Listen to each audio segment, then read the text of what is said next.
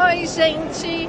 Diretamente de Buenos Aires para o próximo vídeo do Pirilampo Espírita. E vamos falar sobre o quê? A lei da adoração. Diferente de tudo que vocês imaginam. Mas, para falar nisso, trouxemos um lugar maravilhoso onde a gente pode mostrar a forma escolhida por alguns para adorar a Deus. Porém, nós vamos dizer que a adoração está aqui, ó. Fiquem ligados para o próximo vídeo do nosso canal. Júnior, mostra pro pessoal esse lugar lindo. Que legal. Não é ignorante, pô. Não adianta nada ver. Mas eu quero continuar.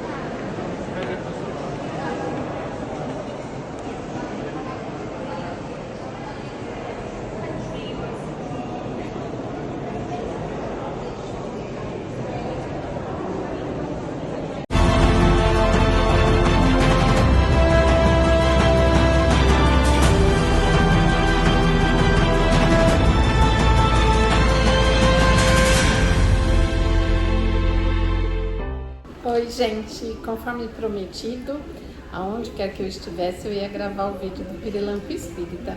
E continuando ali naquela explicação da lei da adoração e dizendo para vocês que o principal, quando a gente fala em adorar a Deus, é esse sentimento que nós temos no nosso coração, sem desrespeito algum a esses locais que foram criados desde que o homem é homem, esse lugar de acolhimento, esse lugar bonito, onde nos leva ali ao silêncio, onde tem a beleza, onde nos proporciona o recolhimento, são lugares muito especiais também e a gente precisa, por vezes, desses recursos para tomar a consciência e para ter ali dentro de nós o quê?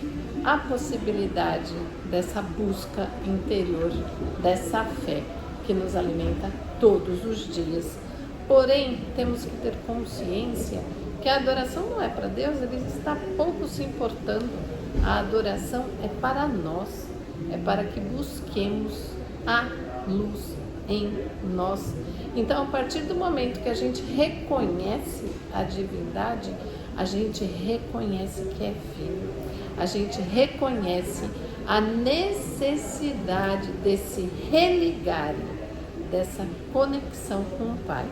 E nada mais é o assunto hoje de trazer esclarecimentos para vocês dessa lei da adoração que faz parte ali do livro do Espiritismo e na questão 649 diz assim: adorar a Deus é elevar o pensamento.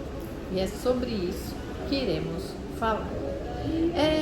Quando a gente fala em adorar a Deus, eu até anotei algumas coisinhas, a gente fala em reconhecer a grandeza e a perfeição divina, a gente fala em buscar inspiração. Por que eu vou ser bom? Por que eu vou ser diferente? Se a gente não acreditar nessa vida depois da vida, se a gente não acreditar que através da fé, tanto divina quanto humana, nós não sairíamos do lugar. Daí a necessidade de desenvolver em nosso coração esse adorar, essa busca da divindade em nós, transformando em ação, transformando em evolução moral e principalmente no bem que eu pratico todos os dias a partir dessas leis, principalmente da lei do amor. A gente pode dizer que antigamente tínhamos a necessidade da lei da justiça, que foi trazida por Moisés, depois da lei do amor, que foi trazida ali por Jesus, e agora o Espiritismo traz o quê? A necessidade dessa evolução moral, dessa certeza que todos os dias temos essa luta interna, onde no dia seguinte seremos melhor que o hoje. E lembrando que cada vida nós estamos melhores que a vida anterior. Quando a gente fala de história, né? Quando a gente fala do porquê que o homem reconheceu a divindade, bem lá atrás, a gente percebe o medo e a superstição. A gente via que o homem estava muito preocupado ali nos fenômenos da natureza, que tudo para ele ou era uma vingança ou era uma punição. Se existia um raio, era porque a doença estava próxima. Se existia uma má colheita, era porque os deuses, pois éramos politeístas, não estavam satisfeitos. Então tudo estava muito relacionado ao misticismo, nessa exterioridade de adoração, dessa necessidade de ritos, dessa necessidade de objetos. Depois disso, o homem foi entendendo que não adiantava nada trazer um Deus com a forma humana, porém com as imperfeições humanas também. Porque se eu tenho um Deus tão imperfeito como eu, tão injusto, tão vingativo, o porquê da melhora? O porquê buscar algo mais? Se o meu próprio Deus e o meu próprio Pai não serve de parâmetro, não é o exemplo que eu preciso para melhorar. Então tudo estava relacionado ao medo, à superstição, e se eu não fizesse o que tinha que ser feito, eu seria punido. E desde aquela época, vocês vão lembrar em alguns filmes, nós tínhamos sacrifícios, nós tínhamos rituais. Então percebam que nos próprios relatos de Moisés, a gente vê aquela questão onde eram oferecidos ali ovelhas para Deus, o sangue daquela ovelha, tudo no sentido de adoração. E hoje a gente sabe da desnecessidade disso, porque não adianta nada eu estar oferecendo tudo isso, estar chutando cachorro morto, está sendo impaciente, está sendo arrogante, não estar evoluindo moralmente. É muito interessante, né?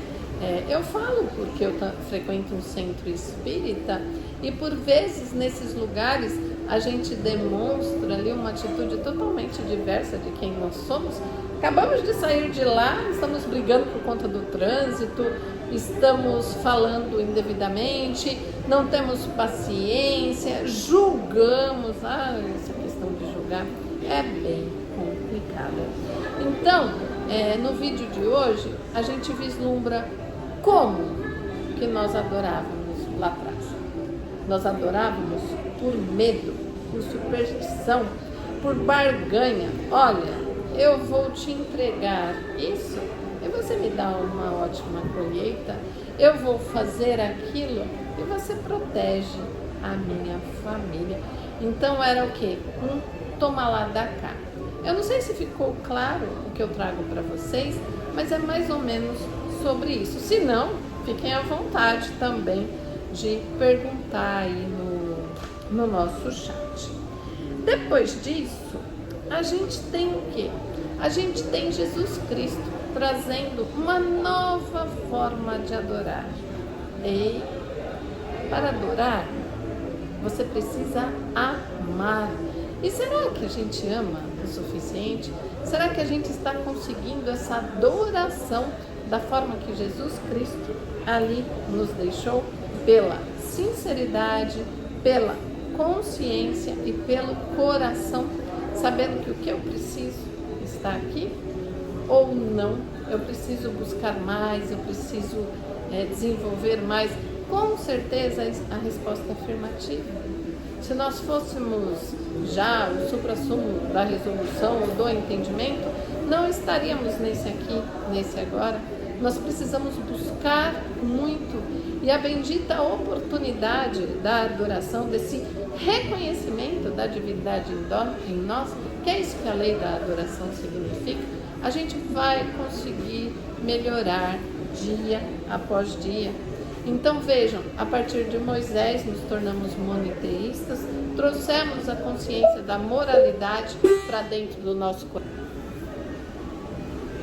Aí vem a questão, né? Tudo era muito pautado mais em nós, né? Mais das nossas necessidades materiais do que efetivamente buscar a divindade para nos melhorar. Então, esse como adorávamos vem ao encontro da nossa infantilidade, sim, infantilidade enquanto espírito, infantilidade enquanto vidas e vidas que seriam necessárias para serem vividas no aprendizado. E pós Jesus Cristo, a gente traz essa forma de adoração totalmente diferenciada. Porém, não é assim, né? De um dia para o outro a gente muda, mas vamos entendendo que se por vezes eu preciso da igreja, do templo, onde quer que você vá, gente, onde você se sente bem, eu também posso fazer essa busca interior, essa adoração interior no meu dia a dia, no que eu convivo, como eu vivo, como eu expresso os meus sentimentos e como eu desenvolvo a caridade em mim, que é isso que o Papai do Céu espera cada um de nós.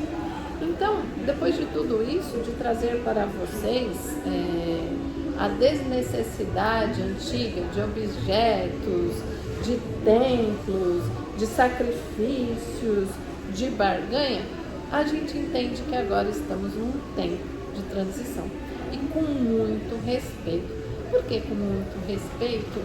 Porque tem pessoas que ainda se veem nessa necessidade e está tudo bem.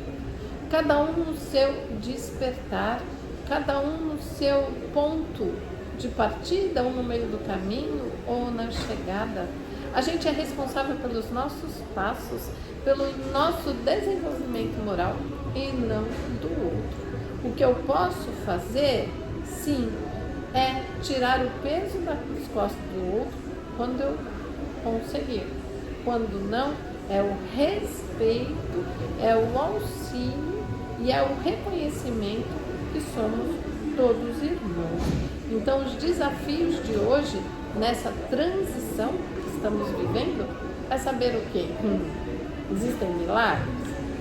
Então eu vou adorar muito, muito, muito para acontecer um milagre na minha vida. O milagre, gente, existe. Não esse milagre desse fenômeno que enfrenta as leis científicas, não. Lembram quando Jesus disse: eu não vim derrogar a lei?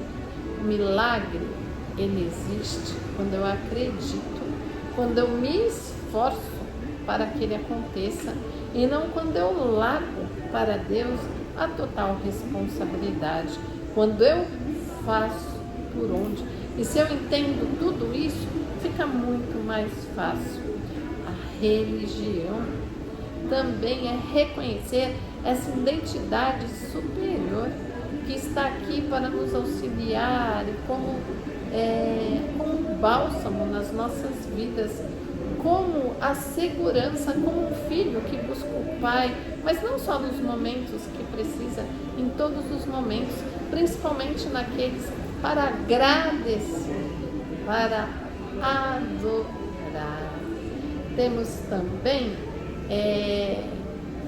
que reconhecer que não resolve nada fazermos determinados ritos, nos ajoelhar, se a gente não se transforma todos os dias, se a gente não busca se melhorar todos os dias. Eu estou rezando, mas eu ainda estou julgando a vizinha, eu ainda estou falando mal de fulano, eu ainda sou uma pessoa tóxica no meu relacionamento, eu sou aquela pessoa que reclama o dia inteiro, eu sou aquela pessoa que afasta o outro e acho que o outro está me afastando, mas eu sou tão assim, dependente emocionalmente, eu sou tão mimada, eu quero tudo para mim, eu sou egoísta. E quanto que eu estou investindo nessa relação? Será que não só está indo do que vindo? Então vai muito mais além quando a gente fala em adorar. Quando a gente fala em adorar, a gente quer chamar responsabilidade individual para cada um, onde Deus fala: filho, eu estou aqui. você me reconheça dentro de você, porém cada um tem a sua responsabilidade.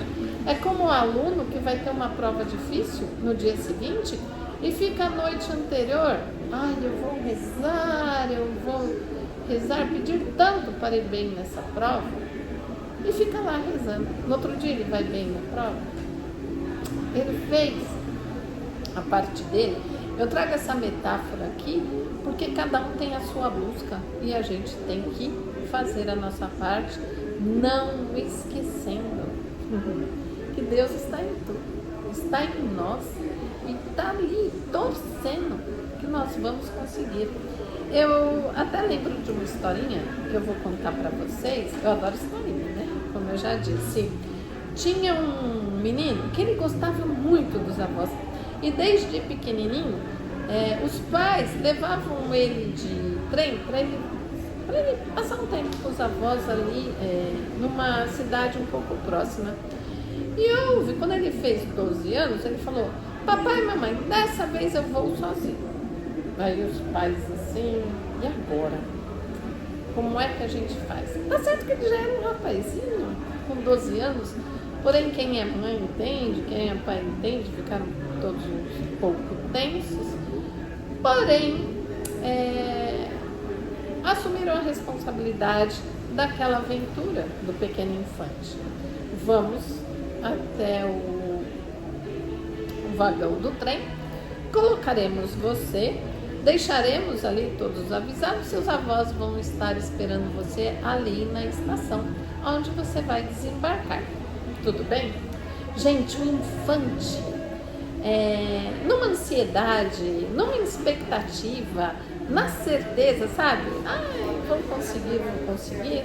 Nisso o pai falou assim: olha, mas sabe esse bolso da sua calça que está aí? Se você por acaso sentir que ficou com medo, se você por acaso se sentir inseguro, se você por acaso sentir alguma coisa, você pega isso que está no seu bolso. Aí o menino, enfim, entrou no vagão, se despediu dos pais, rumo à casa dos avós. Porém, gente, não passou 10 minutos daquele trem. O menino olhava para um lado, olhava para o outro, se sentindo cada vez mais sozinho. O desespero começou a bater. E agora, o que eu faço? O trem andando, o trem pegando velocidade.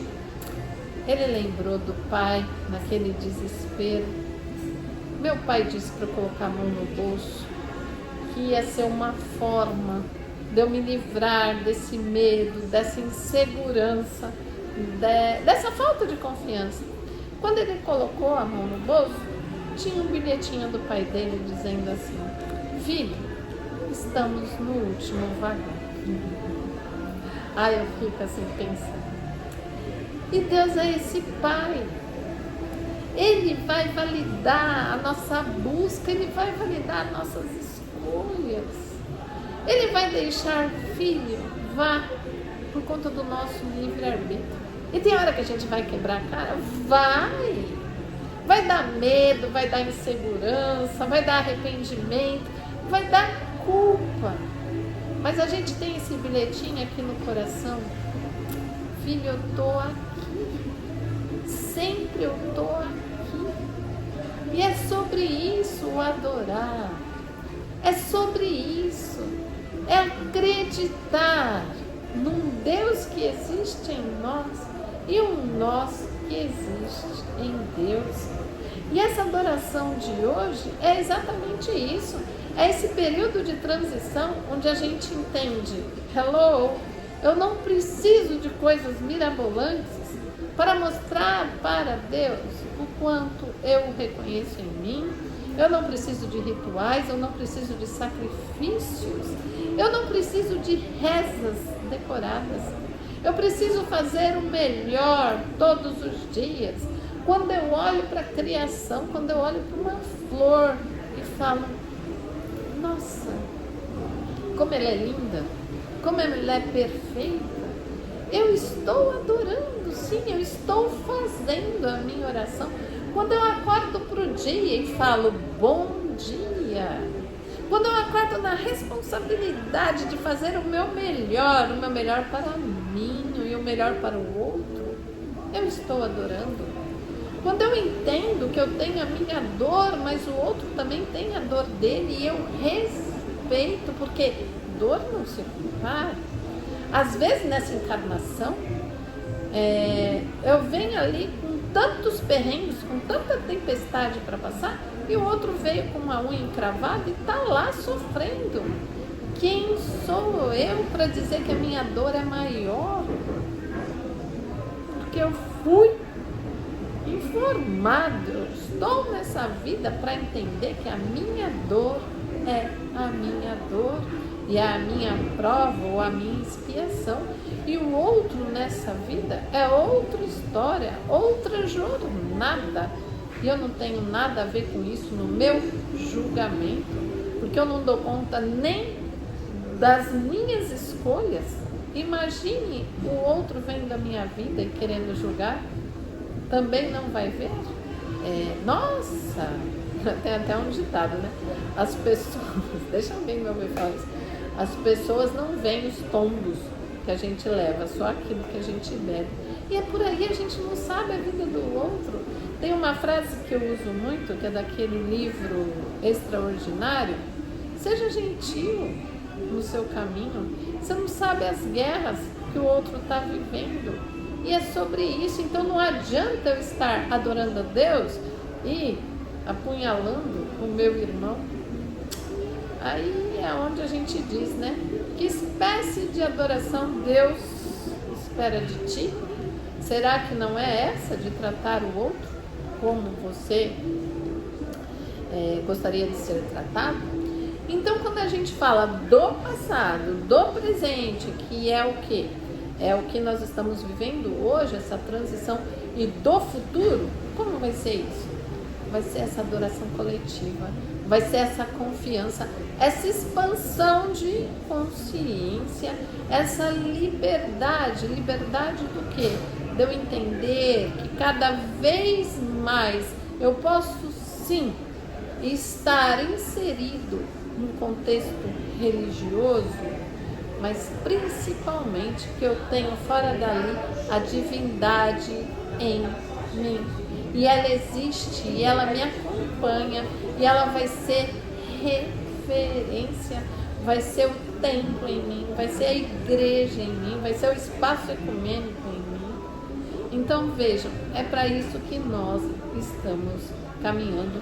E o Espiritismo, como todas as outras religiões, estão fazendo o seu papel, o papel que vieram para essa jornada.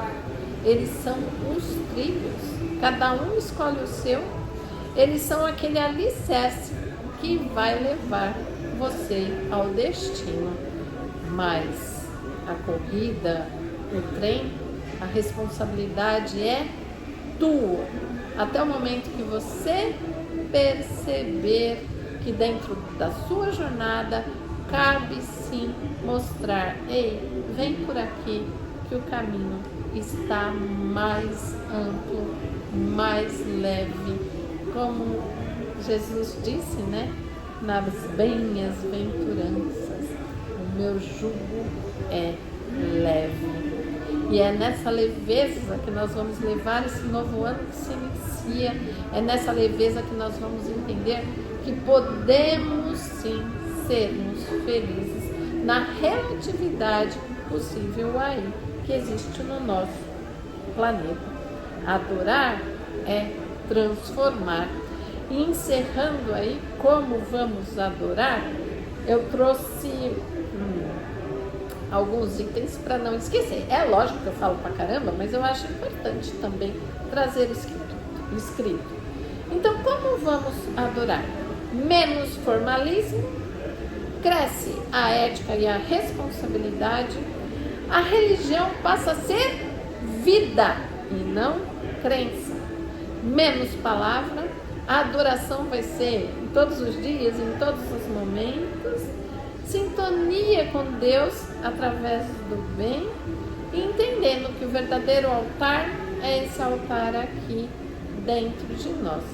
Porque o que Deus espera é exatamente isso, que a gente respeite suas leis, que a gente entenda que não existe vingança, que não existe, nossa, por que eu passo por isso? Porque foram as nossas escolhas, é a lei da causa e efeito, e que a gente possa aproveitar esse 2026 na nossa melhor forma de aperfeiçoamento diário e de presente, um ano, um dia, horas e momentos inesquecíveis.